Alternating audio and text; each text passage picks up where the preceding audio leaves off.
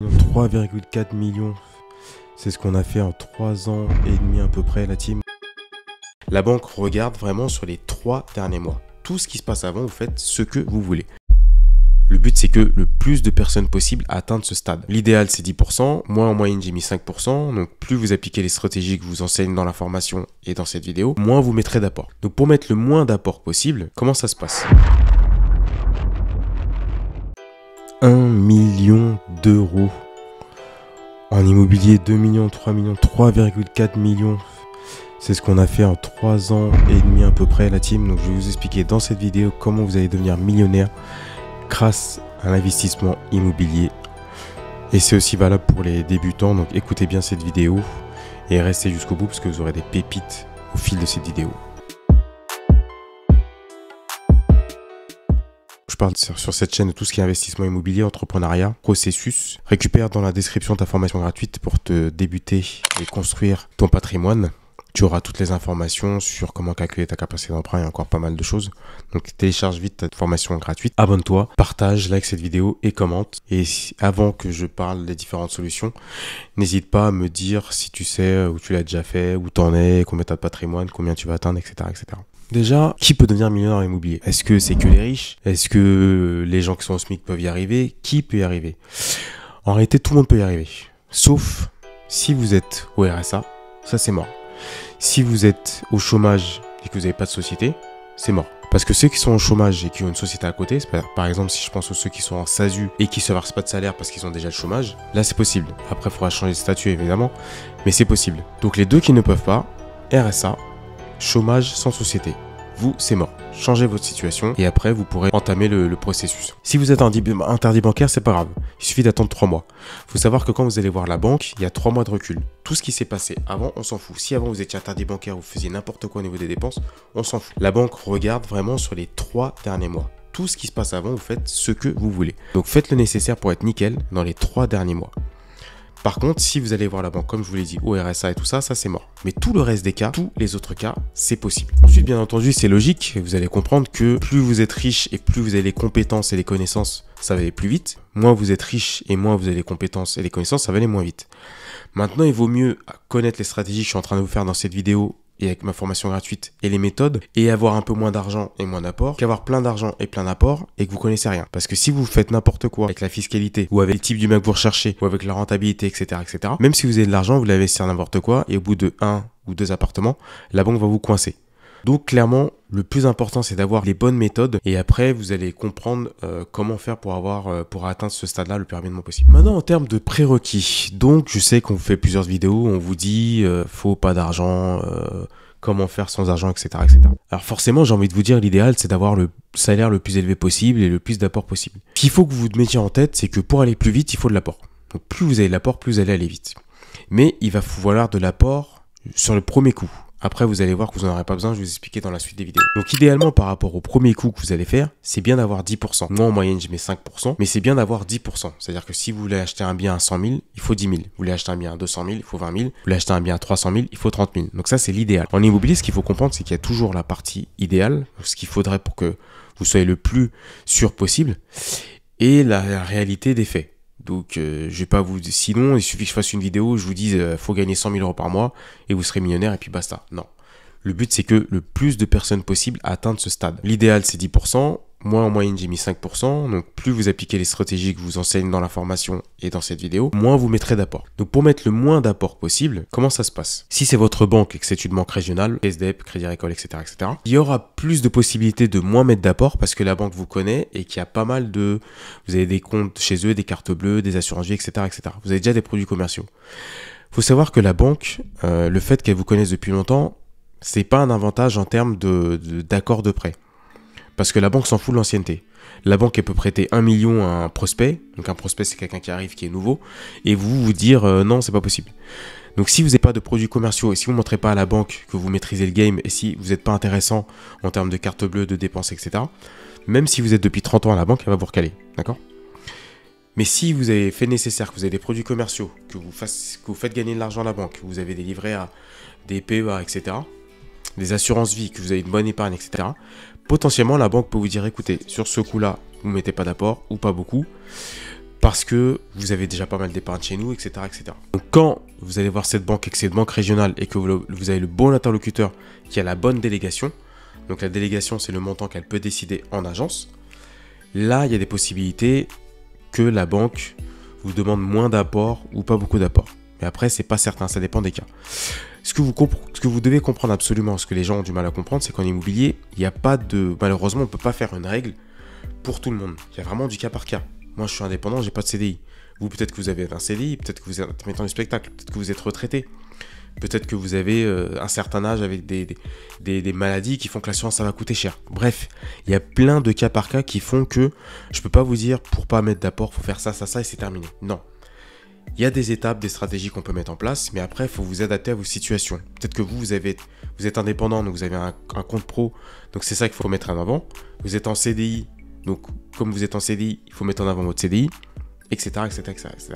Donc il faut s'habituer et s'adapter par rapport à différentes situations. Donc c'est ça ce que je vous apprends dans la formation. Ensuite, pour pas mettre d'apport, il faut parler de projet familial et de garantie au niveau du risque. La banque, en fait, quand elle vous demande de l'apport, c'est par rapport à une gestion de risque. Elle s'en fout de votre apport. Vos 10 000, vos 50 000, vos 100 000 euros, elle s'en fout, ça change rien. Ça change absolument rien. Ce qu'il faut que vous compreniez, c'est que quand la banque vous demande de l'apport, elle veut se dire, écoute, je vois qu'il a investi, donc il met de l'argent dans ce projet. Il a investi dans ce projet. Si vous mettez pas d'apport, ça fait un signal pour la banque et elle se dit, ok, il vient juste pour ce projet. Dès qu'il en aura un autre, il va se barrer ailleurs, il va pas mettre ses comptes, etc. C'est juste ça. C'est pas parce que c'est pour sécuriser le projet. C'est juste pour que vous preniez une partie du risque. Et pour prendre une partie du risque, il faut mettre de l'oseille. Ça, c'est aussi simple que ça. Donc vous, pour ne pas mettre d'apport ou mettre le moins d'apport possible, il faut que vous rassuriez la banque sur le risque du projet. Il faut que vous leur disiez, ok, écoutez, ce projet n'est pas risqué parce que c'est une coloc et là, ça marche très bien, etc., etc. C'est parce que c'est en plein Paris, je suis sûr de louer. Bref, il faut que vous donniez le maximum d'éléments pour rassurer la banque sur le niveau de risque. Et si vous les rassurez sur le niveau de risque, vous allez diminuer le montant d'apport. Donc maintenant, comment on a fait très rapidement, comment mettre le moins d'apport possible. Maintenant, on va rentrer dans le vif du sujet. Qu'est-ce qu'il faut faire pour être millionnaire en immobilier quand je suis débutant, je connais rien? Qu'est-ce que je fais? La première chose que vous devez comprendre, c'est viser des biens à cash flow positif, des biens à haute rentabilité. La problématique avec la plupart des gens qui investissent et qui sont bloqués et qui n'arrivent pas à ce stade-là, c'est qu'ils visent des biens qui ne sont pas rentables. Et ils perdent des jetons en fait, ils perdent des coups d'avance. À moins que vous soyez très riche, la banque en fait, elle va pas vous accompagner, enchaîner les investissements si le premier bien que vous avez acheté n'est pas rentable. Donc il faut absolument que quand vous achetez un bien, vous dégagez énormément de cash flow. 800, 1000 euros, 1500 euros par bien. Sinon, vous ne serez jamais millionnaire. C'est-à-dire que quand vous avez un bien, vous avez payé la mensualité, vous avez payé les charges, vous avez payé l'agence, l'immobilier, le petite personne chez le voisin, les petites réparations, etc. Une fois que vous avez payé tout, il faut qu'il vous reste 800, 1000 euros, 1500 euros par bien. Sinon, vous ne serez jamais millionnaire avec un immobilier. D'accord? Ça, c'est la base des bases à comprendre. Donc, il faut viser des biens uniquement à très forte rentabilité, à très fort cash flow. Sinon, vous allez perdre des jokers. Chacun de vos biens doit être rentable. Vous ne pouvez pas avoir un bien, un Pinel par-ci, un bien qui n'est pas rentable par-là, ceci, cela. Moi, j'ai plein d'élèves qui viennent me voir et qui me disent « Ouais, j'ai un bien comme ci, j'ai un bien comme ça. » Après, il n'y a pas de souci, c'est juste que ça va mettre plus de temps. Mais si vous voulez atteindre ce stade rapidement ou si vous voulez atteindre ce stade un jour, il faut absolument que vous visez des biens qui sont très rentables. Si vous ne savez pas calculer la rentabilité, vous prenez votre mensualité de crédit, par exemple 1000 euros, dites-vous qu'il faut que vous générez au moins 1,75%, enfin 1,75 fois de 1000 euros. Donc au moins 1750 euros. Si vous avez 1300 euros de loyer pour 1000 euros de mensualité, c'est terminé. Si vous avez 1500 euros de loyer pour 1000 euros de mensualité, c'est terminé. 1750, c'est un grand minimum. Donc ça, c'est si vous ne savez pas calculer la rentabilité. Mais après, il faut calculer la rentabilité en détail, bien sûr. Donc si vous avez ce calcul-là, que la taxe foncière n'est pas trop imposante, que les charges de copro ne sont pas trop imposantes, normalement, vous allez dégager pas mal de revenus. D'accord? Mais il faut que vous soyez au grand minimum 1,75 fois. Idéalement, c'est au moins 2 fois. D'accord? Donc ça, c'est très important à comprendre. Donc maintenant qu'on sait qu'il faut qu'on vise un bien à très fort cash flow, donc ce qu'on appelle le cash flow net. Donc pour rappel, le cash flow net, c'est ce qu'il y a dans ma poche. Moi, je m'en fous de tout ce qui est rendement brut, rentabilité brute, etc. Moi, je m'en fous. Tout ce que je veux savoir, c'est ce qui rentre dans ma poche. C'est-à-dire sur ce bien-là, combien j'ai dans ma poche. Moi, c'est ça le calcul que je fais. Direct. Comme vous n'allez pas payer d'impôts, si vous faites bien les choses, Donc ça, vous allez voir ça dans l'information. On peut directement faire le calcul suivant. Donc je prends tous mes revenus locatifs et j'enlève toutes les charges. La taxe foncière, la mensualité de crédit, les petites réparations, les petits travaux, etc. etc. Et là, ça me donne le cash flow net. Le calcul est beaucoup plus compliqué, mais comme vous n'aurez pas d'impôt, puisque vous avez bien fait les choses, vous pourrez faire ce calcul pour voir à peu près combien vous allez avoir de cash flow net à la fin du mois. Donc on va viser que des biens qui dégagent beaucoup de cash flow et on va faire beaucoup de travaux. Encore une fois, c'est un peu plus compliqué, mais le but dans cette vidéo, c'est de... Voilà, vous êtes débutant, vous n'êtes pas encore à ce stade-là. Le but, c'est de simplifier les choses. C'est pas de complexifier, rentrer dans des termes, etc. Donc, vous allez faire beaucoup de travaux. Peu importe le bien que vous allez viser, il faut des travaux. Ça, c'est hyper important à comprendre. Si vous avez loupé ce que je vous dis sur un des biens, vous ne serez jamais millionnaire. Ou en tout cas, vous le serez dans très longtemps. Ou en tout cas, si vous avez beaucoup de revenus, vous pouvez rattraper. Mais si vous n'avez pas beaucoup de revenus, c'est hyper important de suivre à la lettre ce que je vous dis. Ensuite, on exploite en meublé. Toujours. Le meublé, le LMNP notamment, c'est une niche extraordinaire qui vous permet de ne pas payer d'impôts très facilement. Le LMNP, il n'y a rien à faire pour le mettre en place. Vous achetez en nom propre et d'office, vous êtes LMNP. Après, vous pouvez basculer à LMP si vous dépassez les 23 000 € et puis si vos revenus locatifs sont supérieurs à vos autres revenus. Voilà, donc ça, c'est un autre sujet qu'on développera dans d'autres vidéos. Mais en tout cas, il faut absolument que vous fassiez du LMNP. Après, il y a une autre niche que je vous expliquer à la fin de cette vidéo, donc restez bien jusqu'au bout. Mais la base des bases, c'est LMNP. Donc, on fait beaucoup de travaux, on fait du meublé, ça, c'est la base des bases. Et ensuite, certains vont se dire, les plus malins d'entre eux vont se dire, mais attendez, est-ce qu'il faut acheter en SCI, machin, etc., etc. Moi, ce que je préconise, et encore une fois, ce que moi j'ai fait, encore une fois, il y a plusieurs façons de s'adapter, et pareil par rapport à la fiscalité, je suis pas conseiller financier, mais moi, je vous dis ce que moi j'ai fait. Moi, ce que je préconise, le combo parfait pour moi, vous investissez au max du max en LMNP. Parce que LMNP, c'est hyper avantageux, c'est hyper facile de ne pas payer d'impôts. D'accord? Donc, vous allez acheter en nom propre. Vous allez voir la banque, vous achetez en nom propre. Une fois que vous avez acheté les 1 million, parce que moi là, je suis à 3,4 millions, vers les 1 million sur vos têtes ou vos deux têtes, je ne sais pas combien vous êtes, là, vous basculez en SCI. SCI à l'IS pour faire du meublé. Impôt sur les sociétés. D'accord? Une fois que vous êtes en SCI, là, vous pouvez aller jusqu'à 2-3 millions sans problème. D'accord? Donc, on commence nom propre, LMNP, et on commence à basculer en SCI. Si ça vous intéresse, mettez-moi en commentaire, je vous ferai une vidéo sur comment éviter de basculer LMP. Parce que quand on a un LMP en bénéfice, ça coûte très cher. Ok, voilà. On récapitule, on fait du meublé, on fait beaucoup de travaux, on fait du LMNP jusqu'à 1 million sur sa tête. Une fois qu'on a 1 million, donc à peu près 1 million, on bascule en SCI. Ça, c'est l'Île-de-France. Si vous êtes en province, c'est un peu plus compliqué parce que faut savoir, ça je vous explique ça en 5 vidéos. Dans les banques, vous pouvez rester en agence en termes de délégation. Donc c'est le montant que le banquier peut valider sans monter dans les hautes sphères. Ça monte, ça va jusqu'à 300, 500, mais vous êtes très vite limité. Donc vous devrez potentiellement passer en SCI un peu plus vite.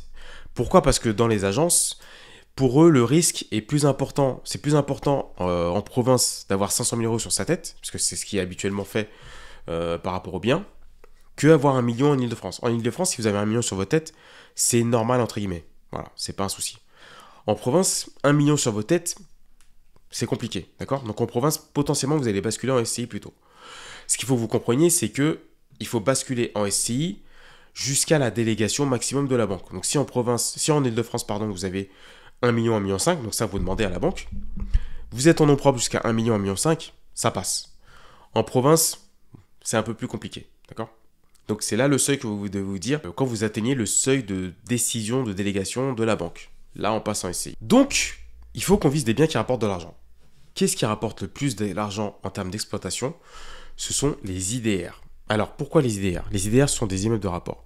L'avantage avec un IDR, c'est que vous pouvez avoir, donc vous aurez plusieurs appartements, que vous pouvez revendre lot par lot. Mais l'avantage, c'est que quand vous visez un IDR, vous avez, dans cet immeuble, vous pouvez faire un appartement dans une coloc, vous pouvez faire un appartement en love room par exemple, et vous pouvez faire un appartement en longue durée. Vous pouvez mixer les trois types d'exploitation sur un seul immeuble. Vous allez viser un IDR dans une ville étudiante. Donc nous, c'est ça qu'on va viser. Pourquoi on vise les étudiants? Les étudiants, c'est ceux qui payent le plus facilement et c'est ceux qui ont le moins à payer parce que potentiellement, il y a des parents derrière. Et l'avantage avec les étudiants, c'est qu'on peut viser des colocs. Visez donc un IDR dans une ville étudiante. Rouen, Rennes, ce genre de choses.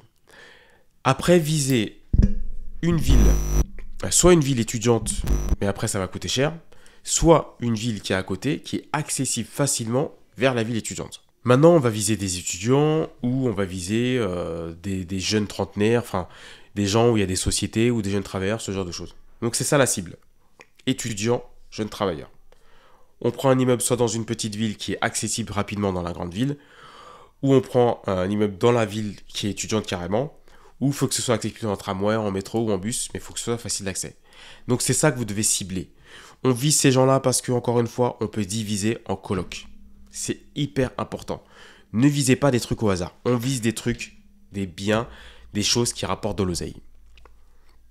Soit on vise un immeuble tout fait, soit on vise une maison à diviser. Maison à étage pour qu'on puisse distribuer les apparts plus facilement. Donc soit on fait une grande coloc dans une maison, soit on crée son IDR soi-même. Et ça sera plus facile en province parce que quand vous allez créer votre IDR, on va vous demander des places de parking. C'est ça la difficulté. Donc c'est environ une place et demie par appart. Donc après, je vous laisse voir comment vous faites une place et demie. Bon bref, ça c'est le règlement de PLU. Donc on vise soit un immeuble tout fait, des étudiants, des jeunes travailleurs, ou une maison à diviser. Si on ne peut pas la diviser, on fait une coloc, on fait une division officieuse. Division officieuse, ça ne veut rien dire, mais j'utilise ce terme parce que tout le monde l'utilise. Donc division officieuse, c'est en fait une coloc. Ça n'a pas de sens, division officieuse, enfin bref. Ou si on peut, si on a les places de parking, on fait une division officielle. Donc on divise, on met un compteur Enedis, enfin on met un compteur par lot, etc., etc. Si vous faites une division officieuse, ou si vous achetez une maison qui n'est pas divisée officiellement, mais qui est déjà divisée en plusieurs lots, au bout de 10 ans, vous pouvez transformer officiellement votre immeuble, enfin votre maison en immeuble, enfin en lots séparés. Donc maintenant, si vous achetez une maison qui est divisée officieusement, vous demandez la date à laquelle cette maison a été divisée officiellement, et après, comptez que dans les 10 ans qui viennent, ou si ça fait 5 ans, il ne reste plus que 5 ans, vous pourrez diviser officiellement. Soit on vise un immeuble, soit on vise une maison à diviser, et si on ne peut pas la diviser, on fait une coloc. Et sinon, on attend les 10 ans à partir du moment où ça a été divisé en appartements. Ok, on récapitule. On a suivi, on vise du meublé, on vise beaucoup de travaux, on vise un immeuble officiel, ou on vise une maison à diviser. Si on ne peut pas la diviser, on fait une coloc. Et dans 10 ans, on fera une division officielle. Ou on vise une maison qu'on peut diviser parce qu'on a les places de parking. Maison à diviser, immeuble. Ce que vous devez viser, c'est un bien, un seul lot, que vous pouvez diviser en plusieurs lots. C'est ça qui rapporte beaucoup d'argent vite. Un lot qu'on divise en plusieurs lots. C'est une maison, c'est un immeuble. Dans cet immeuble ou dans cette maison, on va faire quoi? Soit on fait, on fait une coloc. Donc après, qu'il faut qu'il y ait un appart qui soit très grand, un appart qui soit un peu plus petit, et un appart qui soit un peu plus petit. Un ou plusieurs apparts, on le met à disposition pour une coloc. L'autre appart, on le met en longue durée pour avoir des revenus qui sont stables, où on se prend pas la tête, parce que la coloc c'est prise de tête quand même. Et ensuite, on prend un appart qu'on peut tester de la love room. Pour la love room, ça peut fonctionner partout. Il faut savoir que la love room, vous pouvez louer ça peut monter même jusqu'à 300 € la nuit. Qu'est-ce qu'il faut pour la love room? Il faut pas des trucs de fou. Il faut juste un bain en remous. Et ça suffit largement aux gens. Pas besoin de mettre un jacuzzi exprès, machin, ou un truc super qui fait des bulles de fou. Un bain à remous, ça suffit entièrement. Vous mettez des prestations de champagne, etc. Des belles décorations, des petits jeux de lumière. Pas des trucs de fou. Un lit, 2 places, bien grand, confortable. Basta. Si ça ne fonctionne pas, on passe en location classique. Voilà. Mais on ne fait pas des travaux de fou exprès pour ça. D'accord? Donc ça, c'est la love room. Donc ce qui est bien dans votre immeuble, c'est bien de mixer love room, colocation, longue durée.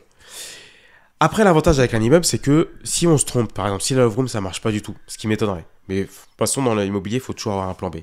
Si ça ne marche pas, vous pouvez louer en classique, en LCD classique, en enlevant la love room.